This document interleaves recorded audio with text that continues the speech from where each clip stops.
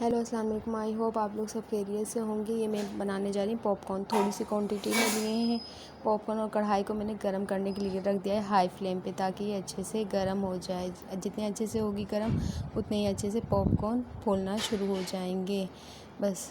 और दूसरा ये कि मैं अभी ऐड करने जा रही हूँ पॉपकॉर्न, ठीक है। और इसको चम्मच की मदद से हम चला देंगे और इसमें थोड़ा सा नमक ऐड कर देंगे। आप अपने हिसाब से नमक ऐड कर लीजिएगा और कवर कर देंगे। अब इसको पॉपकॉर्न बनना शुरू हो गए हैं कवर करने के बाद। और ये देखें ये अच्छे से फूल रहे हैं तकरीबन जब तक सारे पॉपकॉर्न फूलना शुरू हो जाएं।